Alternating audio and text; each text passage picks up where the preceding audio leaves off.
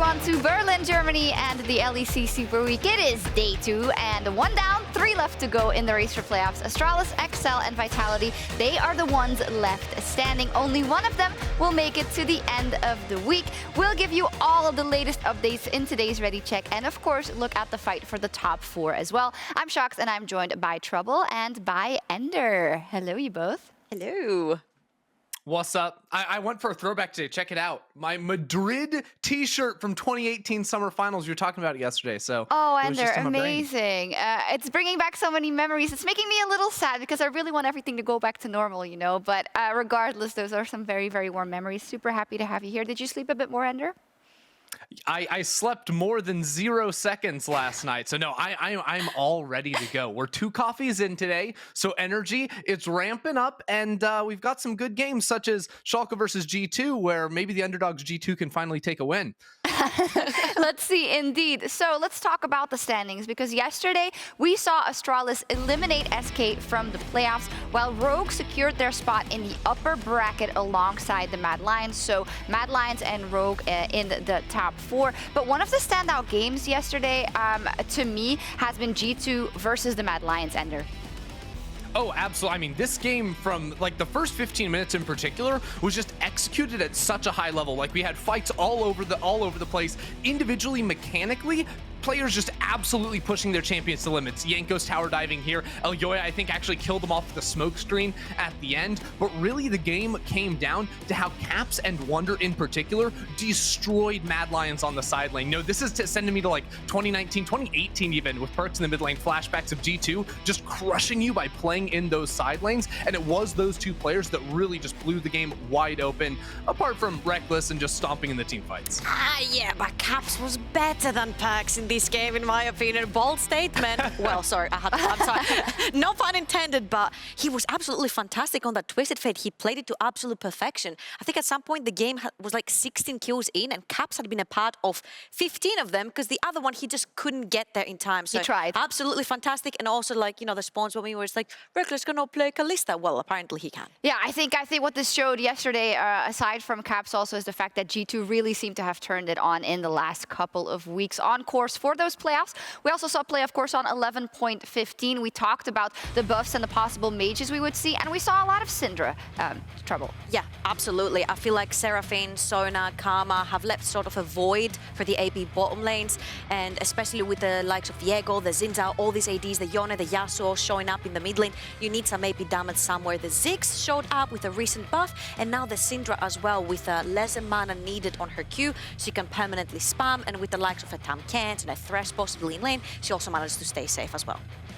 Hey, you want some AP damage? Talk about Ken and Odoamne finally getting some buffs on that champion. We saw him play it. White Knight too played it in their game for Astralis as well, which is a lot of fun. But man, that game, Misfits versus Fnatic rather, what a heartbreaker. Fnatic absolutely crushing through the early stages, and somehow Misfits just keep their heads straight and you know, take an Elder Dragon and win another game, just stealing it away. Yeah, Razork said in PGL, he says, I think other teams underestimate how easy Elder is to take down. They think it's super tanky, but it's not. It's literally like 7 seconds before we can kill it, and we keep winning games with it. Very good for them. But let's get our attention back on the standings and on the race for playoffs. I'm going to tell you a couple of possible lock-in scenarios for today. First off, one more win from Rogue would give them first seed going into playoffs, a coveted position to be in. Now, an Astralis win versus Excel and a Vitality loss versus Rogue would lock Astralis in 6th. And if Astralis win their game today, they're at least guaranteed a tiebreaker for that 6th spot.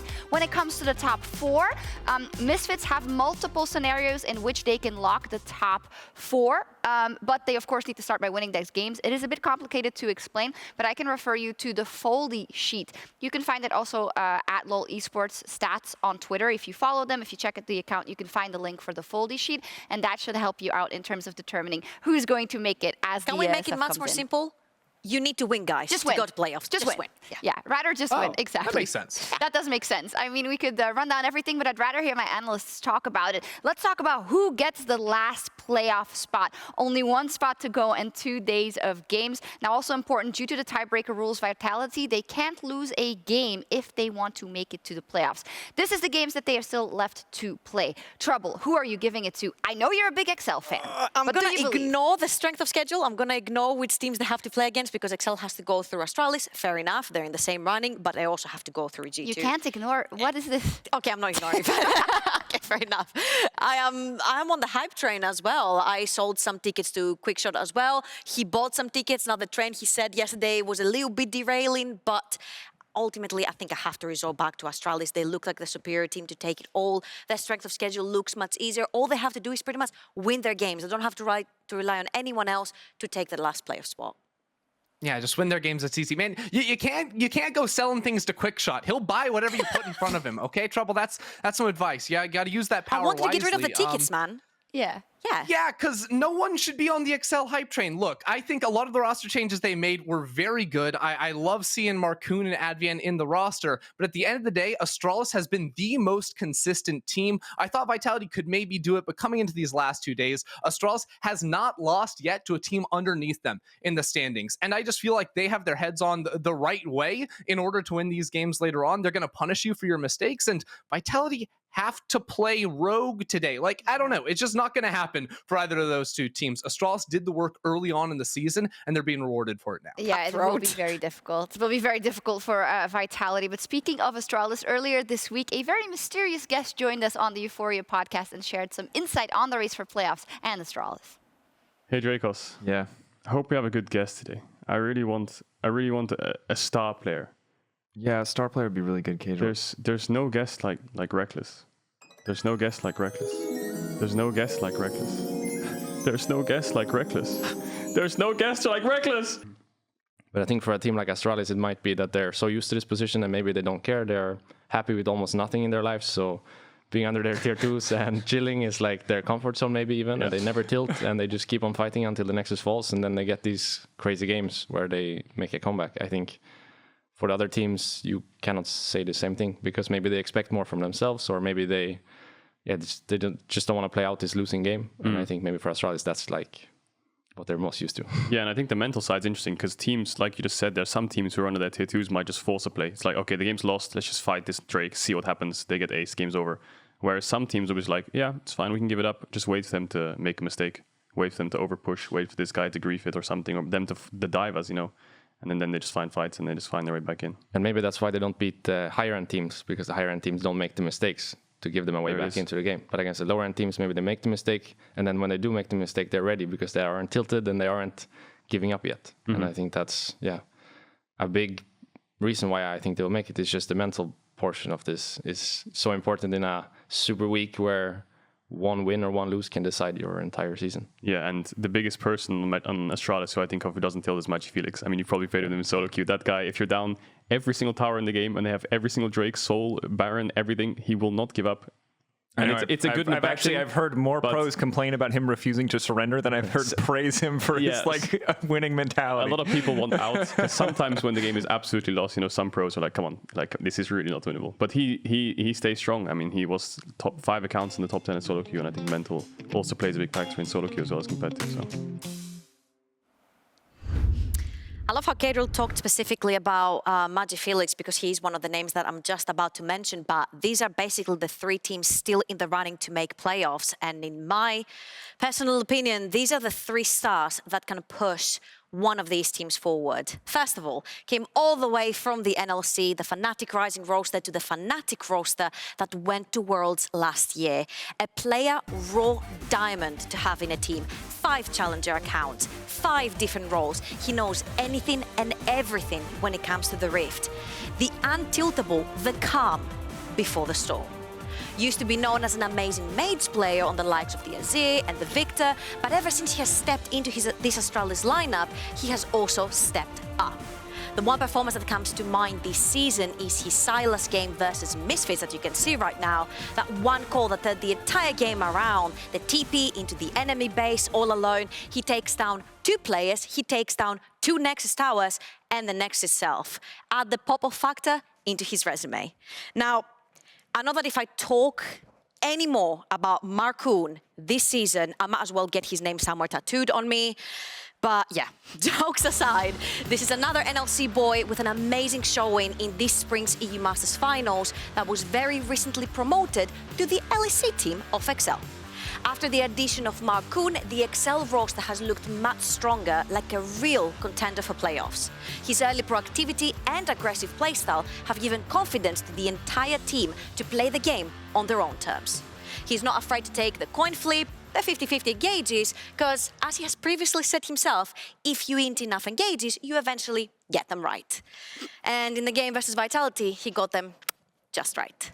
And of course, the last guy from Vitality, Selfmade, I don't think this guy needs any introduction, especially with his performance yesterday. He has played for Fnatic, he has gone to Worlds, and now he has landed into Vitality. This is the redemption arc for Selfmade, where he shows that he has learned what he has learned through all his journey and what he's capable of. The fact that he doesn't need Fnatic to go to Worlds, the fact that he doesn't need Fnatic to go to playoffs. After a very hard 0-2 weekend in Week 7, Selfmade heard you talking some shh. He brought out what I like to call his Assassin Rumble with Dark Harvest and Rocket Belt, and he took over the Rift. He was top, he was mid, he was bot, he was all over the map, ganking, counter-ganking, turning fights around on his own. Selfmade has proved over and over again that he has the pop-off factor to lead a team to victory. But can he do this for Vitality is the question, because they're right now in a very, very dire position. Yeah, it is $1 million question. Thank you. What an amazing breakdown of the people to look at for today. And Ender, I'm going to relay that question to you as well, because Vitality, it's such an interesting one. We were talking about them so much, and I think even when you asked the pro players because of the scrim results, they were like, yeah, you know, they are the team that I think is going to go to playoffs. And it's odd that we find ourselves in a position now where we barely talk about them because they might very narrowly miss out on playoffs. Yeah, you know, this is a team that obviously a lot of people had like wildly varying opinions on, but ultimately I thought was going to be our 6th best team in the league and sort of fit right into playoffs. And now I don't know if they actually have what it takes with their remaining schedule going on. You know, of course, they had those roster changes up in the top lane. I think Sjokz has performed very well since coming into the team, but it does feel like now that we're in that final hurdle, they don't quite have what it takes to take over a team like Astralis. And maybe we'll swallow our words because we've had to do that many times in the past. Usually it happens with Vitality. You know, happens. We'll definitely see, and it would be great if they managed to do it. But as said, Vitality was one of the teams that make big changes going into the summer. Overall, there were tons of crazy roster changes that really shook up our league. And with now almost 8 weeks of data to judge from, it's really time to bring back the trouble meter to see if anything changed in the second half. If you didn't catch Week 3, Georgia Trouble, I was going to like make a mix out of those two things. You were trying to make a nickname from the that two? was not Okay. going to work. In any case, you had the trouble meter where you talked about the roster changes and how you thought they would go, as well as us asking Discord viewers what they thought. Now you get another chance at home. You can join and give us your emote at discord.lec.gg. Let's start with Nukedog, who was a huge question mark, I think, and he also had that by the crowd. They gave him a question mark frog. So, Ender, where do you land now? Is it still a question mark for Nukedog? No, I think it's been great for Nukeduck, and I think it's unfortunate that people doubted him a lot, and I get it. 2018, he was a top mid laner, and after that, didn't quite find his footing for a long time, but I think at the start of the year, he looked pretty good before he stepped down from Astralis, and this XL team has been built around him. They came in with the style, and they brought him in Brush, so let's play towards mid, and that wasn't quite enough, so they said, okay, we need a new support and a new jungler. They're just going to run into this mid lane all the time. He's playing these very aggressive champions. The Lucian, the LeBlanc, has a whole lot of highlight reels with those too, and I feel like has been sort of the backbone and defining style for how XL play the early game is through him. I absolutely agree, especially about the early game. The addition of Markoon, I think, has unlocked Nukeduck completely on the map due to the fact that he wants to be pressured in his lane, due to the fact that he wants to play underneath enemy tower.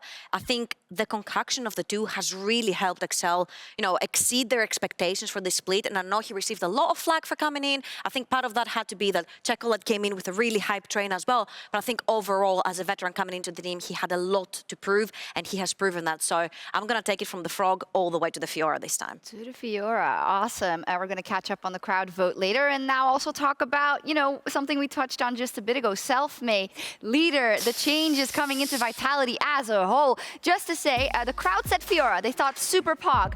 Trouble, you said Sad B, it's not going to work. Okay, I think this pretty much sums up their split though. The ups and downs, but coming into the start of the split, I thought Selfmade and Leader, very similar playstyles. They both want to play aggressive. They both need the resources. They both need the farm. They both need the kills on them. They somehow managed to marry the two. They're playing together, but if we completely exclude what happened yesterday for Vitality, the ship was sinking. It wasn't going that great. It doesn't matter resources or not. The both aggressive mid jungle wasn't working. Mainly to a lot of difficulties that Leader had to encounter in his games. Yeah. But you know what? I'm just gonna take it from the sad B and put it to the question mark. And maybe I'll take it all the way to the Fiora if they make playoffs. Make it to playoffs. Yes. I feel that. Ender, what do you think? I mean, yeah, I think you have to put it in the question mark because it has been relatively inconsistent for them. I think for me, I've been slightly disappointed in Selfmade personally, just because I know what this guy can do. Like when he joined the league in 2019, 2020 was for sure his breakout year on Fnatic, and he's been all right, but it's not that same level top jungler in the league that we've seen in the past. And for Leader, I feel like relative to last time he joined the LEC, he has been performing better than that. Certainly the first time in the LEC was very, very rough for him. But it's still a big struggle for him inside of the laning phase in order to show up for the team. And it's caused a lot of problems for Vitality in the early game. So there has been some greatness with a lot of the bad, but it's too much all over the place. And it's one of the reasons why they are still outside of that playoff picture and trying to fight their way in. Yeah, we need that lady from TikTok that's like, I got a call about a beehive in need, and it needs to be rescued. Oh my, okay, that's like one of the best. That's one perfect. But yeah, crowd still, or the Discord vote still at 68%. So I think they are on your side. They're like, okay, I think they can make the push to playoffs, and then they deserve the praise. I also want to talk about Lilip. He couldn't be in the poll in week 3 because he hadn't joined by then. Georgia, I know you're very familiar with the SK dynamics. What do you make of Lilip's joining the SK roster? He has always been a very, very aggressive player, and that is what I think SK were missing up to the point where Lilip was introduced from the Prime team to the main LEC team. And that has also helped Jezu excel in his lane so much because he is generally a player that likes to play for his advantage in lane, and Lily provides him with that. They will play aggressive, they will try to make the picks, they will try to be proactive in the early stages of the game, which is, yes, what SK lacked on the bot side of the map. But if you're asking me if it's enough, I can't really give an answer. Someone coming in the middle of a split when a team is literally on fire, you can't necessarily see much about how much they've progressed because they've had to progress that much faster. Yeah, maybe I'd give Lilip personally the Fiora, well done, but I'd give like the sad B for the changes. I'd go Frog, so let's meet in the middle. Okay, yeah. I see. Finally, let's see what the crowd has said as well, the Discord voters. Sad B, question mark, Frog. Yeah, I get it. They're just like, well, what's going on here, SK?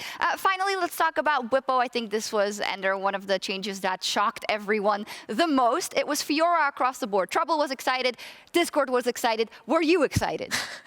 Yeah, of course. I was talking to this guy, when the roster changes were going down. He's like, yeah, I've got some special tech I'm going to pull. And then he pulls out the TP Karthus and looks absolutely fantastic on it. The stats don't lie. He's been absolutely crushing it and been such a driving factor in the early game aggression of Fnatic. I feel like he's quickly adopted himself into the jungle role and is one of our stronger junglers in league. Still, of course, going to be room to improvement. It's just a split under his belt now in the jungle role. But I know jungle has been, a secondary role for him in solo queue for a long time, and I just feel like he's brought a very new style to the role. From the picks with the Rengar even just the other day, he has been such a breath of fresh air and has beaten a lot of junglers that have been playing for a long time. And I think that's what makes him special, right? That spark, that new flavor that he brings. Specifically to me, the Nocturne game comes to mind that we broke down in week 5. He was pressing Paranoia literally on cooldown. He was living in his opponent's head,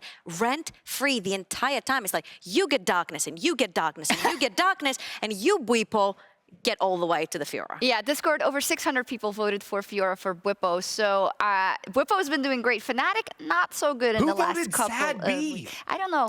5% of people. Maybe they just want him top. That's why they voted Sad B.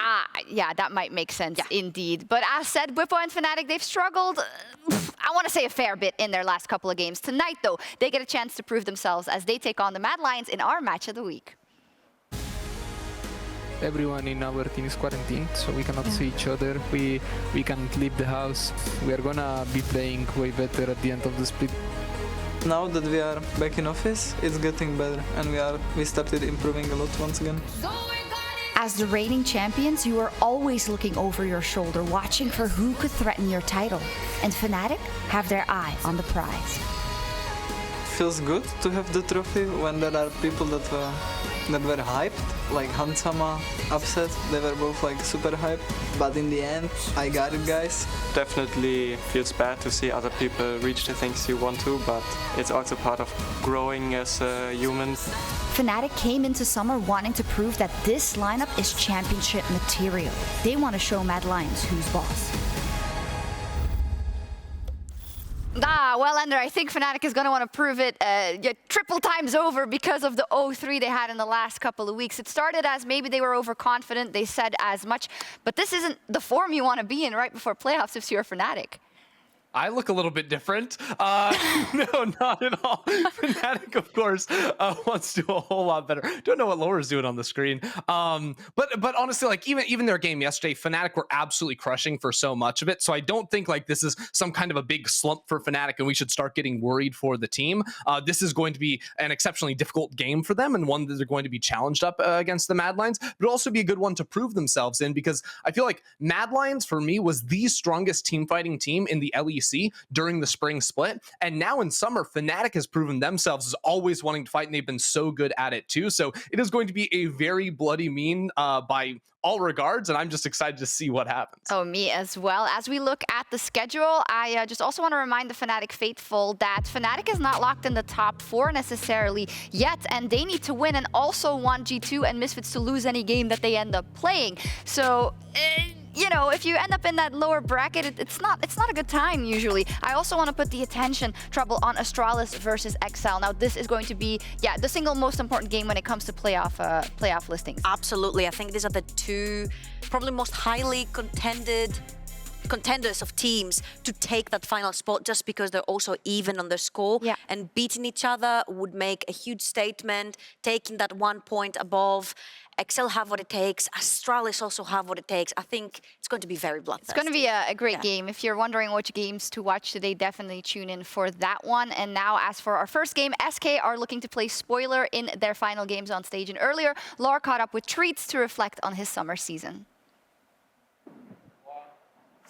Thank you, Sjokz and Treatz. Thank you so much for joining me ahead of your game. I'm glad we get to have SK at least one last time in the studio for these games. I'm sorry the journey stops here for you also. Must be a bit bittersweet, especially because you wanted to make playoffs when you begin the week. So how did you adjust expectations maybe coming in today? Yeah, I mean, obviously our goal was playoffs, and it sucks a lot to miss playoffs. I think it's my first time ever in my career that I miss playoffs, so that really sucks. But now we kind of have to play devil's advocate for other teams. We have to kind of screw up their games a bit, so I guess that's what we're aiming for, and just to end on a good note and with some honor for sure. Yeah, it's a cool position to be in, at least knowing that you can influence other people's results. But reflecting on the split you had with SK, I feel like everything was so complicated from the get-go with the jungler going away, you going to the jungle, switching supports. Any takeaways from this season that are going to help you in the future? I mean, I think it's important to realize that we actually had a decent second half of the split. I think the start of the split was obviously super messy and everyone could see our problems very obviously. But I think with the second half being slightly better, there's definitely some takeaways for all the players that we can do. And I mean, I want to play support next year, so I have a lot of takeaways from that as well. I have a new role experience and stuff like that, so I think we have a lot of takeaways, but yeah, it sucks to miss playoffs. I'm glad that you mentioned the fact that you went jungle and you're going back support, which I'm looking forward to next year. But I mean, can you imagine on your first season as a competitive jungler, you managed to rival against one of the best in the league? I mean, to me, it means something, the fact that you were able to do this. So what does it mean to you, the fact that as a replacement jungler, you still managed to look super good on stage? Yeah, I mean, I was always confident in my jungle skills because it's a role I've played for a lot of years in solo queue. And I think it's definitely my second best role after support. So I was pretty confident that I would do well. And I think even though we didn't make playoffs, I'm decently happy with my play and what I could bring to the team. So that's definitely something that I can bring this jungle experience even to the next split when I'm playing support again. You can all be proud of everything you did with SK this season, Treatz. Last question maybe, who you think is going to make it to playoffs? Ooh, that's a tough one. I mean, I think Astralis has the easiest schedule, especially after the win against us. So I think they would be the obvious answer. I think they are consistent enough where they can pick up one more win, which I think they need. It would be kind of fun to see Vitality rival them for the last spot, but I think overall I would put my money on Astralis. All right, well, keep that in mind. Well, thank you so much for this interview and have fun during these last games of LEC Super Week. And back to you, Sjokz. Thank you very much, Laure. Always great to hear from Treatz. I hope he stays in Europe. I really, really do. And I hope he plays supports here again. Sorry, I think TSM? No. Okay, I won't go We're going to keep him. But in any case, though, a sad exit for SK from the playoff race. Trouble, what was kind of your view on how this whole summer season developed for SK specifically? Obviously, there's like two different me's. One that sees the perspective of SK, seeing it from the inside, knowing the players, seeing their players in the losses, in their wins, and connecting to them in a different level. And there's also the perspective of the analyst Trouble, where I'm looking at and I'm like, it was a freaking mess, man. The team was obviously mismanaged, unfortunately. And they had to play with two different roles that are the core of the league right now. Support and jungle are two of the most important roles in the league, and swapping them constantly around. The players have to adapt to that. The team has to adapt to that. Yeah, and I think, Ender, from my perspective as well, and we talked about this in rehearsal, it seems like we have to give all the praise to the players and what they managed to make happen on the Rift in the second half of the split. As Treatz alluded to there, they got some wins out of situations where nobody would have expected it before, and the praise goes to the players.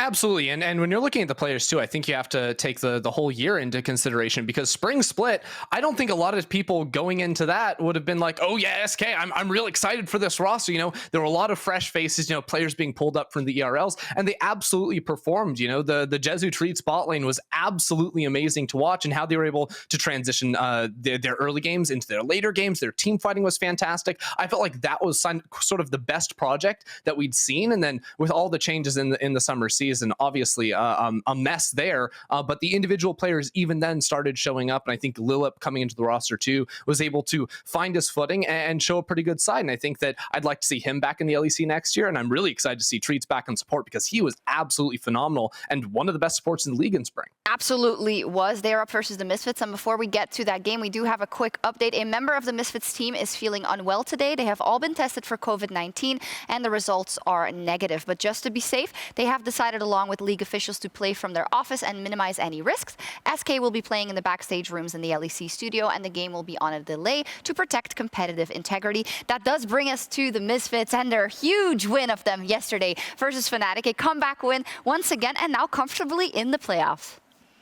You know what? This team, I'll give them the benefit of the doubt. Sometimes teams just throw against you in the late game, and you're able to steal a lot of these Elder Dragons. I don't know how many games it's happened with Misfits this season, but just a few too many. Still, though, Misfits have looked great all split long, and I feel like so much of that has to do with the evolution of their top-sided map. Razork, of course, came in and has looked absolutely phenomenal, and I think this team can pose a serious threat come playoff time. Yeah, that is the big question for me, Trouble. Razork also said in PGL yesterday, oof, we have some work to do if you want to tackle those good teams in the best of 5. So what do you want to see from them in their final 2 games before playoffs? I think when we have the talent already popping off, all you have to do is just keep them, develop on them, invest in them. And I think Misfits are doing just that, and it's looking great.